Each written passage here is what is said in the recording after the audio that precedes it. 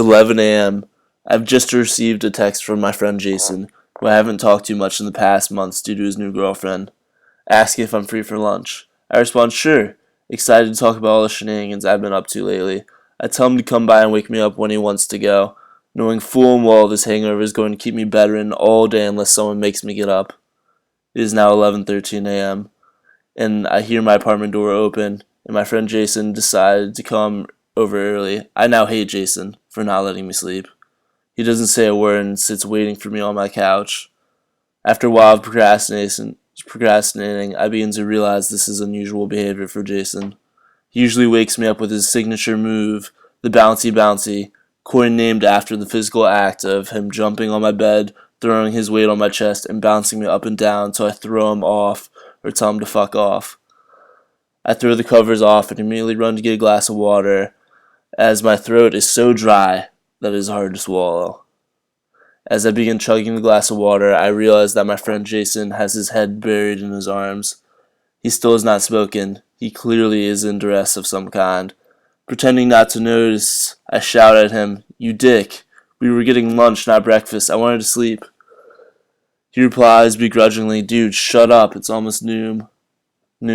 I walk towards him, and he finally lets out. Me and Jenny broke up, by the way, so F that B. I scream out, "Finally, dude, you guys were attached by the hip." My joke did not cheer him up.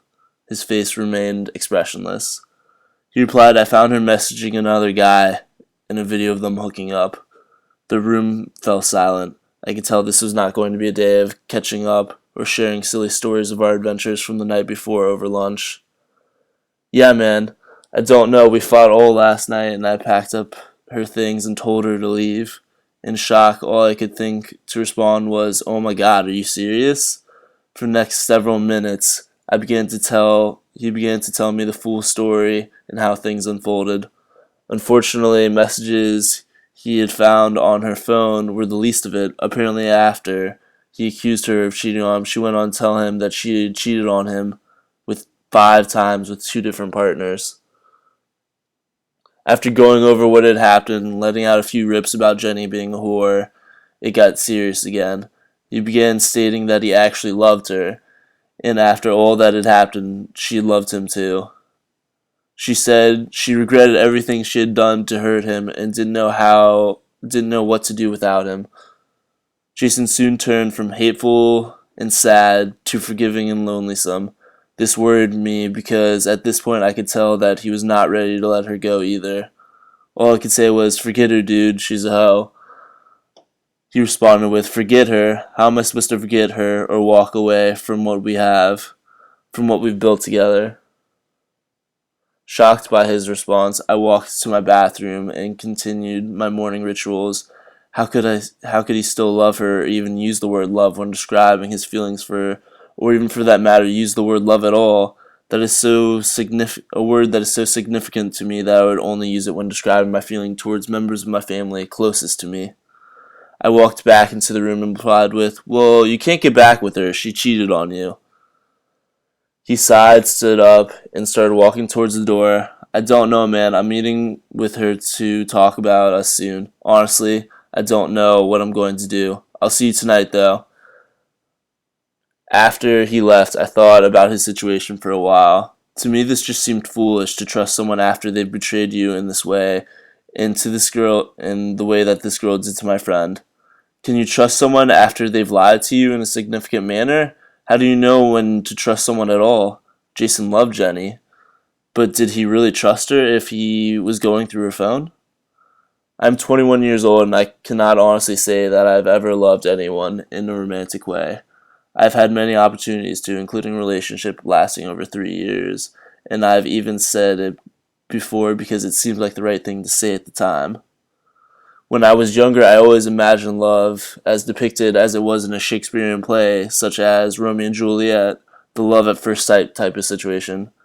People always imagine or depict love in that way.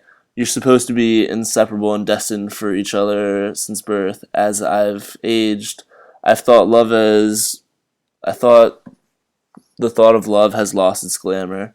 It just seems impractical and just a mixture of chemicals that fire when you're around someone. Many people would say love is just a feeling. If it is just a feeling, can it come and go just as any other feeling? I feel angry sometimes about a certain issue or an individual, but those feelings easily wash away in time.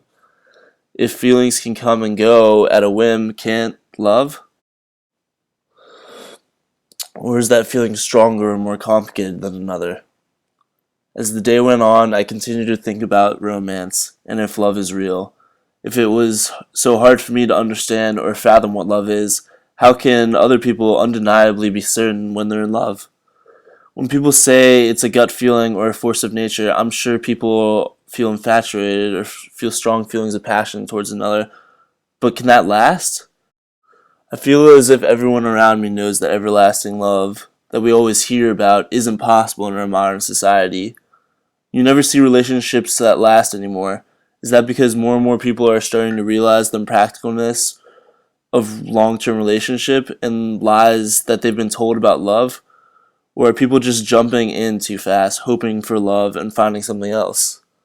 The only thing that I know for certain, without doubt, is that I love my family. I wouldn't say it's a gut feeling or some kind of bond that can be formed through blood. They're familiar.